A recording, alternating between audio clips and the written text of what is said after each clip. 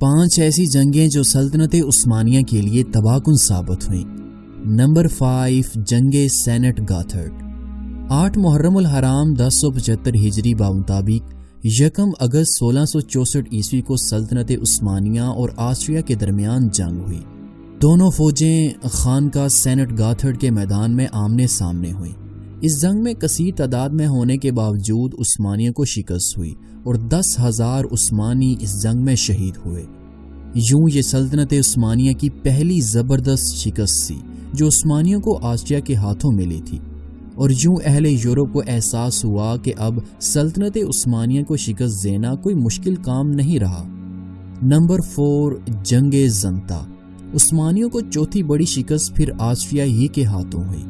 1697 عیسوی میں سلطان مصطفیٰ ثانی ایک طاقتور فوج کے ساتھ بلغراد سے روانہ ہو کر ہنگری میں داخل ہوئے اور شمال میں دریائے تھائس کی جانب بڑھے۔ آسٹریا کی فوجیں اس وقت شہزادہ یوجین کے زیر کمان تھیں، جو کہ اپنے دور کا سب سے مشہور جنرل تھا۔ دونوں فوجوں کا سامنا 11 ستمبر کو لب ساحل زنتا کے مقام پر ہوا۔ یہاں عثمانی سلطان نے ایک تاریخی غلطی کی۔ سلطان نے یہ کیا کہ یہاں ایک پل بنوایا جس سے کہ سلطان اپنے سواروں اور توپوں کے ایک بڑے حصے کے ساتھ ساحل کے اس پار پہنچ گئے، لیکن جب پیدل دستوں کی باری آئی تو شہزادہ یوجین نے ان پر اچانک حملہ کر دیا۔ بدقسمتی سے ترک دستوں میں باہمی جھگڑے تھے اور ینیچری دستوں نے بھی اپنے چند افسروں کو بغض کی بنا پر قتل کر دیا تھا۔ نتیجہ یہ ہوا کہ ترک یوجین کے حملے کا مقابلہ نہ کر سکے اور انہیں بری طرح شکست ہوئی۔ 26,000 ترک میدان جنگ میں مارے گئے، جن میں صدر اعظم اور 4 بڑے افسر شامل تھے، جبکہ 10,000 ترک دریا کو عبور کرنے کی کوشش میں مارے گئے۔ سلطان مصطفیٰ دریا کے اس کنارے کھڑے اس منظر کو دیکھ رہے تھے۔ سلطان وہاں سے بھاگ کر تمیسوار پھر بلغراد سے ہوتے ہوئے قسطنطنیہ جا پہنچے۔ زنتا کی شکست ترکوں کی فوجی طاقت کے زوال کا ایک اعلان تھا۔ نمبر 3، جنگ ویانا۔ ویانا کی جنگ 1682 عیسوی میں ہوئی جب ہنگری کی ایک جماعت نے آسٹریا سے علیحدگی اختیار کر کے سلطان کی اطاعت قبول کر لی تھی۔ اس وقت صدر اعظم قرہ مصطفیٰ کے لیے یہ ایک نہایت قیمتی موقع تھا۔ قرہ مصطفیٰ نے 2,75,000 کی فوج جمع کی اور 1683 عیسوی کے اوائل میں ویانا کی جانب پیش قدمی کا حکم دیا۔ آسٹریا کے شہنشاہ لیوپولڈ کے پاس صرف 35,000 کی مختصر فوج تھی، جس میں سے 11,000 فوج ویانا کے اندر متعین تھی۔ اس نے پولینڈ سے سوبیسکی سے مدد کی درخواست کی۔ سوبیسکی نے شہنشاہ کو 50,000 سپاہیوں کی مدد کا وعدہ کیا۔ ویانا تک پہنچنے کے لیے سوبیسکی کو تقریباً 8 ہفتوں کا سفر درکار تھا۔ اس میں کوئی شک والی بات نہیں کہ اگر عثمانی صدر اعظم پوری طاقت کے ساتھ ویانا کا محاصرہ جاری رکھتے اور اسے فتح کرنا چاہتے تو وہ پولینڈ کی کمک آنے سے پہلے ویانا فتح کر سکتے تھے، لیکن صدر اعظم کو یہاں اپنی طاقت کا بے حد غرور تھا۔ یوں ویانا کا دوسرا محاصرہ 15 جولائی 1683 عیسوی کو شروع ہوا۔ شہنشاہ اپنے خاندان کے ساتھ بویرا چلا گیا، جبکہ اہل شہر نے کانٹ اسٹرامبرگ کی قیادت میں عثمانیوں کا ڈٹ کر مقابلہ کیا۔ شہر کے 20,000 باشندے بھی فوج کے ساتھ مل کر جنگ میں مصروف تھے۔ اگر قرہ مصطفیٰ چاہتے تو ایک ہی حملے سے شہر فتح کر لیتے، لیکن انہیں اس بات کا لالچ تھا کہ اہل شہر خود آ کر ہتھیار ڈالیں اور شہر کی تمام دولت کا وہ خود مالک بن جائے، کیونکہ اگر وہ عام حملے کا حکم دیتے تو اس حملے کے ذریعے اگر عثمانیوں کو فتح ہوتی تو مال غنیمت فوج کا حق تھا۔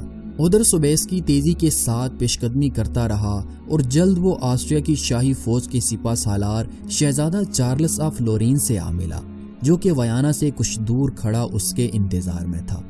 دونوں سالاروں نے تیزی کے ساتھ دریائے ڈینیوب کو عبور کیا اور انتہائی دشوار گزار راستے سے ترک فوج کے عقب پر آ پہنچے۔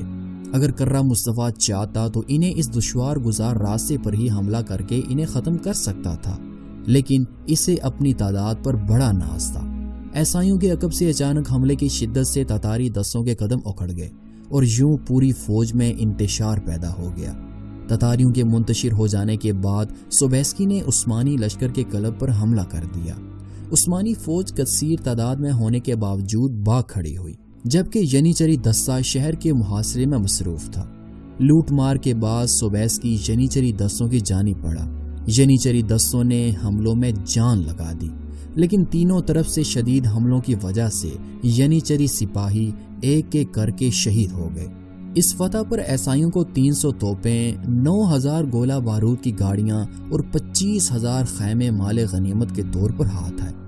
نمبر 2، جنگ انقرہ۔ جنگ انقرہ، جسے تاریخ میں جنگ انگورہ کے نام سے بھی جانا جاتا ہے، یہ امیر تیمور اور سلطان بایزید جلدرم کے درمیان ہونے والی خون ریز جنگ تھی۔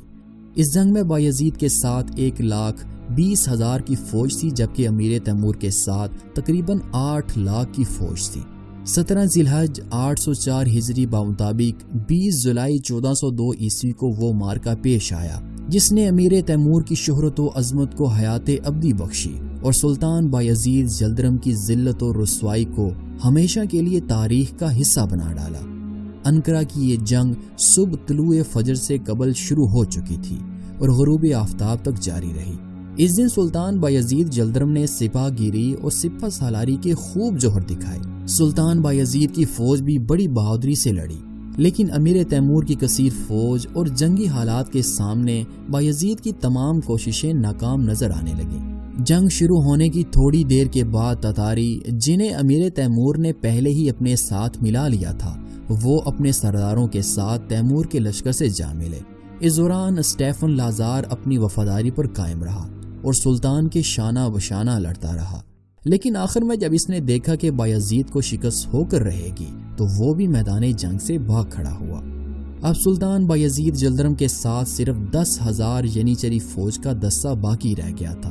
اس 10,000 کے دستے نے امیر تیمور کی 8 لاکھ فوج کے مقابلے میں جو حیرت انگیز بہادری کا ثبوت دیا، اس کی مثال خود ینیچری کی تاریخ میں کہیں نہیں ملتی۔ لیکن گرمی، پیاس، غداری اور سب سے بڑھ کر تیموری فوج کی کثرت نے ینیچری فوج کے بازو کمزور کر دیے تھے اور امیر تیمور کی فوج غالب آ گئی۔ سلطان بایزید جلدرم کے فوجی افسروں نے میدان جنگ کی حالت کو دیکھتے ہوئے 5 گھنٹے پہلے ہی میدان جنگ چھوڑنے کی رائے دی تھی، لیکن سلطان بایزید نے اس مشورے کو حقارت سے ٹھکرا دیا تھا۔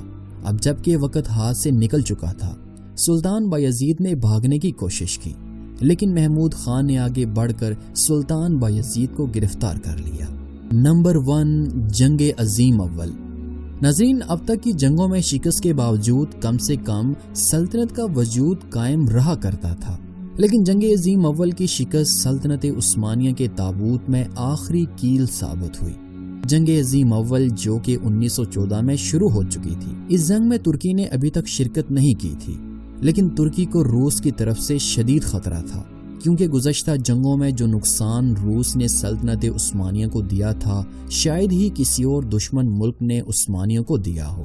عثمانی جانتے تھے کہ آج نہیں تو کل روس عثمانی سلطنت پر حملہ کر کے رہے گا، اس لیے روس سے جنگ کے لیے بہترین طریقہ روس کے دشمن جرمنی کے ساتھ اتحاد کر لیا جاتا۔ سو عثمانیوں نے ایسا ہی کیا، لیکن انہوں نے برطانیہ، فرانس اور اٹلی کے خلاف جنگ کا اعلان نہیں کیا تھا۔ لیکن یہ کسر بھی تب پوری ہو گئی جب برطانیہ نے عثمانی سلطنت کے 2 جنگی جہاز جو کہ ترک عوام کے چندے کے پیسے سے بنوائے گئے تھے، برطانیہ نے ضبط کر لیے۔ سو اس پر سلطنت عثمانیہ نے برطانیہ کے خلاف اعلان جنگ کر دیا۔ اس جنگ میں ترکوں کو سب سے پہلے جس محاذ کا سامنا کرنا پڑا وہ گیلی پولی کا محاذ تھا۔ ترکوں نے اہل یورپ کی متحدہ افواج کو گیلی پولی کے مقام پر جو ذلت آمیز شکست اس محاذ پر دی، خود اتحادی بھی عثمانیوں کی اس بہادری سے بے حد متاثر ہوئے۔ حالانکہ اس مارکے میں بھی عثمانی فوج کے بے شمار جوان شہید ہوئے تھے، لیکن انہوں نے اتحادیوں کو در دانیال میں داخل ہونے سے روک دیا تھا۔ لیکن یہ پہلا اور آخری محاذ تھا جس میں سلطنت عثمانیہ کو فتح حاصل ہوئی تھی، کیونکہ اس فتح کے بعد اتحادیوں کی سازشوں اور سلطنت کی کمزوری کی وجہ سے جلد ایشیائے کوچک، عراق، مصر اور شام و فلسطین ترکوں کے ہاتھ سے نکل گئے، اور جنگ عظیم اول میں عثمانی ترکوں کو شدید شکست کا سامنا کرنا پڑا۔